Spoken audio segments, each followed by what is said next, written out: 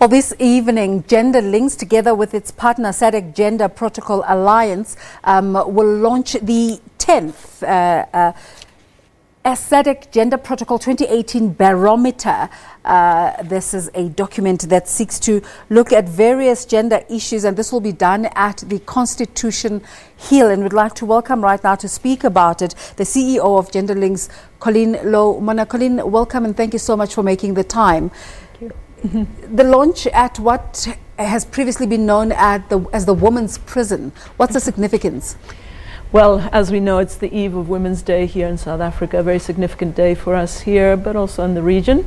And the Women's Jail, of course, hugely symbolic in terms of women's struggles, which, of course, are ongoing. And that is really what our barometer is about. It is measuring progress since the adoption of the SADC Gender Protocol, actually 10 years ago, 2008. Yeah. So this is the 10th year that we have been producing this document to track progress. You separate something called the Gender Development Index and something called the Perception-Based Scorecard. What are the differences? Okay, the SADC Gender Development Index is based on empirical data, factual data, like percentage of women in parliament, maternal mortality, and about 36 numbers, exactly, 36 different indicators that we look at on the status of women in our region. The Citizen Scorecard is how women and men in the region, so about 10,000 people were polled on their views about what was changing, so 40 different questions. Over how long do you conduct this research? It's a year-long project, but obviously it revs up at the beginning of the year, and it takes an awful lot of effort to collect this data. So when a woman in Mozambique is dealing with issues of child marriages and a woman in South Africa is dealing with issues of equality and parity, how do you manage to harmonize the stories of all the 15 countries? Well, first and foremost, obviously, we start with the actual facts and figures.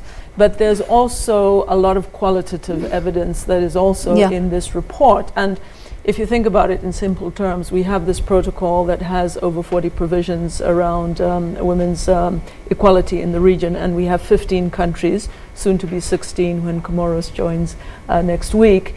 And we literally say, these are the indicators, these are the countries, how is each country performing? And the purpose of doing that, of course, as a region is the push me, pull you factor. One country is doing a little bit better in one area, it influences the other country. Let's take South Africa as a good example. Here's the only country in the region that has legislation around choice of termination of pregnancy. You know, unwanted pregnancies is a huge issue in our region, but we have one country that it has shown that it is possible to give women choice. So we can use that as an argument with other countries as well to say this is a direction we should be heading. It's interesting you bring up that legislation. When we speak about Women's Month in South Africa, as I said before, we're talking about equality, but there's a myriad of issues. Just take us through some of those ones, especially the ones that are not ordinarily spoken about.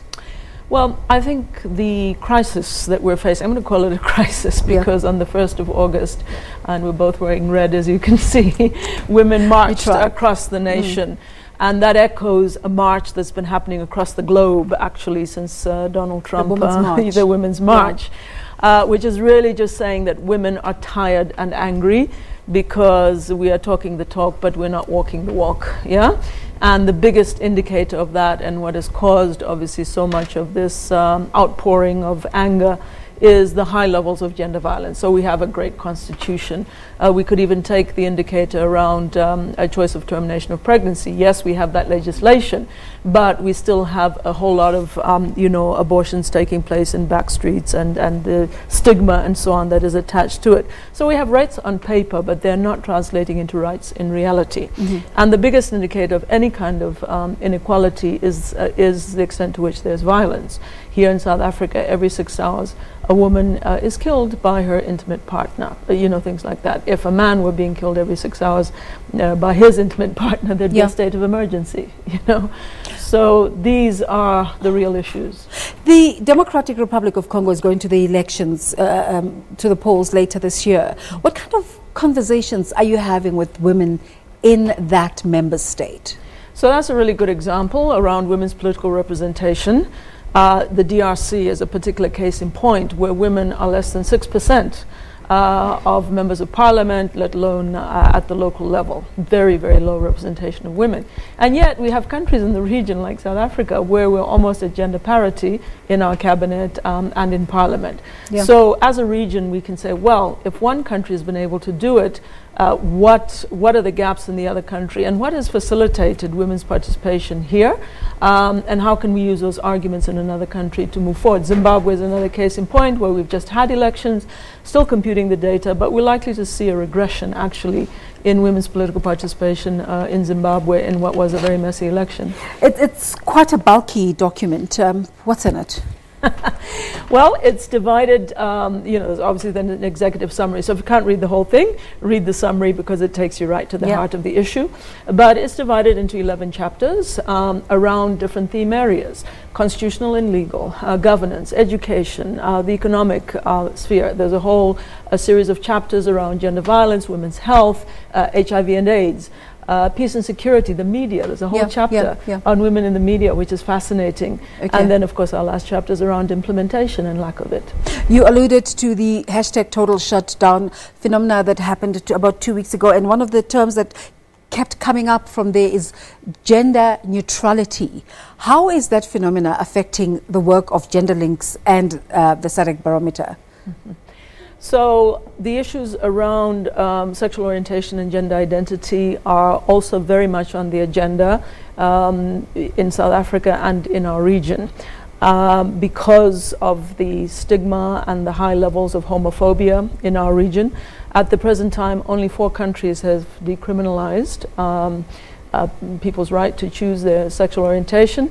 So 11 have not. And in those countries, those people who do not conform to the norm, if I can put it that way, what we regard as the norm, are persecuted and stigmatized, including actually here in South Africa, again, even though we have that constitution. Colleen, just a quick one. What can we expect for tonight? For tonight, we are going to have a high-profile launch with 150 people at Constitution Hill. The chairperson of the Commission on Gender Equality will officially launch. We will be launching also the She Decides Southern Africa campaign as part of our 10th anniversary of the Barometer, because we feel, time's up. This is an idea whose time has come, that women should be able to make choices about their lives. Colleen Morna is the Chief Executive Officer of Gender Links and joining us to talk about the SADC Gender Protocol 2018 Barometer. Thank you so much for your time. Thank you.